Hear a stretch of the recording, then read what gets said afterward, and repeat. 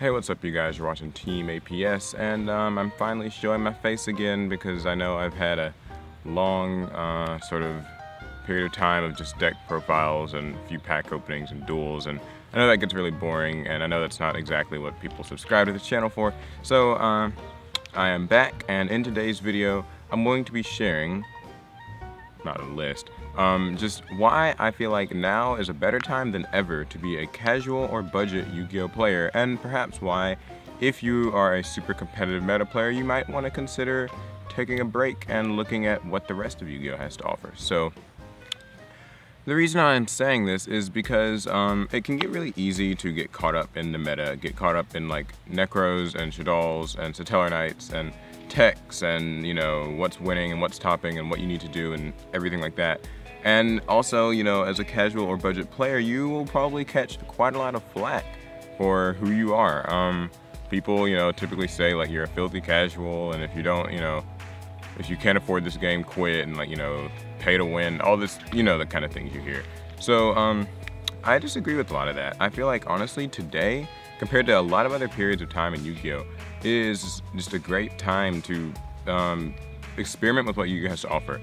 I think it's escaped a lot of people's notice, but in the last year there have been a load of really cool, unique new archetypes and themes released, and it just seems to go over everybody's head. In addition to things like, you know, Shaddolls and Satellar Knights and Klee and all that, we've actually gotten cool stuff like Melodious that no one's ever looked at, and Fluffles and Ultra Athletes, and, you know, all of these archetypes that operate in really unique new ways. Another good example is like Super Heavy Samurai and Infernoids, archetypes that kind of function like no other archetypes before them have. These are very unique ways to play. I like the Ultra Athletes sort of idea of like bouncing between offense and defense depending on whose turn it is, or, you know, things like Super Heavy Samurai and the way that the way that these decks function, I think, is really cool, and we haven't seen that kind of stuff. And what kind of annoys me is that I haven't actually been able to see many of these decks in action because everyone's so concerned with the meta and so caught up with just, you know, the matchup between like Shaddolls and Burning Abyss and all this. And we're forgetting that there's a lot to experiment with right now in Yu-Gi-Oh! There's a lot of potential to make something new and cool and unique and very stylized to fit how you like to play the game. How often do we ever see like Ultra Athletes versus Fluffles in a match? You don't see that duel. All you see, whenever you look around YugiTube and on the internet and play on DN, is just you see a bunch of like Necros versus Burning Abyss, or Klee versus Shaddolls, or Satellar Knights versus, like, you know, Ritual Beast. It feels like, you know, that's cool, but after a while that can get really boring. In competitive Yu-Gi-Oh, trust me, I know, I've had a period of time where I played it. It can actually burn you out really badly. I was watching a video by SlimX Rare Hunters is his new name, on X Underground's channel. Lots of X's everywhere.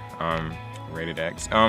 Yeah, he was saying that it's true, you know, he was kind of reiterating what I'm saying here, is like, it can get really tiring playing like competitive Yu-Gi-Oh! You have to keep up, you have to spend a lot of money, you have to travel to these events. I mean, that's fun and that's great, but I feel like casual players get way too much flack for just trying to be creative and trying to do something different and enjoy themselves. And I think that with the archetypes that we have right now, it's really easy to do that. It's really easy to find something that you like and combine decks. It's a popular new thing that's more possible now, I think, than ever, is to just combine engines like artifacts and hands and, you know, what's the other new ones now? You know, like Zephyra and stuff like that. You can merge two archetypes together, like Burning Abyss and Shaddolls when they did that, like Mermails and Fire Fist. I feel like, you know, also the ban list has sort of set it up to where loads of old decks are now, you know, perfectly usable. Things like Black Wings, things like Mermails, Fire Fists, they all have all of their, you know, cards available to them that were at one time banned. Can't say the same for everything, like Insectors, I think that they deserve stuff back, and Windups too. But I mean, there's a lot more stuff now. And speaking of Black Wings, you know, Premium Gold Return of the Bling released new support for a load of archetypes, you know, Gagagas and Galaxy, Chronomaly, Heraldics, Black Wings themselves.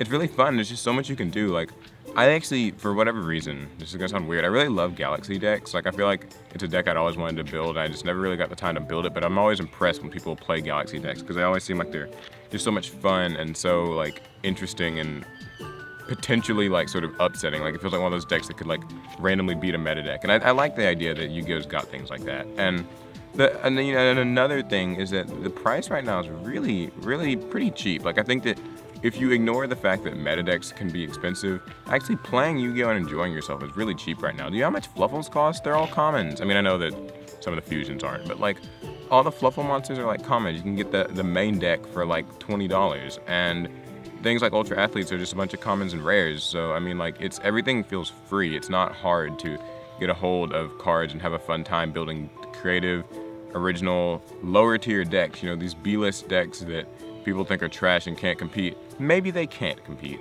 but you'll have a lot more fun playing them than you will playing, you know, Satellar Knights or Necraz or Shaddoll's. And especially if you're playing against other budget players, you know, don't just feel like you have to only try to face the meta and win against it and deal with that. You can just play with your friends and have a lot of fun.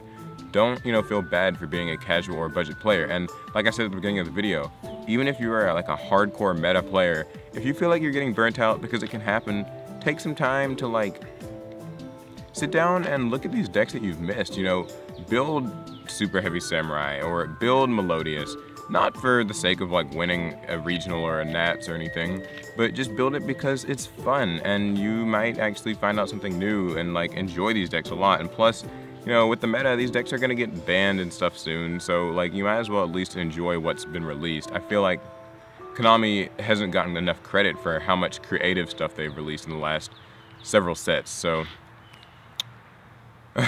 instead of repeating myself again, moral of the story, if you're a casual or budget player, have fun with it. Like, experiment with what's here. Don't take flack for being what you are. And if you are a meta player, don't be afraid to take a bit of a break and try out something new and different and lower tier, and you might have a lot of fun with it. Especially if you're already good at the game, then you can really push those decks and make them even better. And yeah, so that's all for this video. I do hope you liked it. If you did, give it a thumbs up and the rest, and I will catch you guys later. See ya.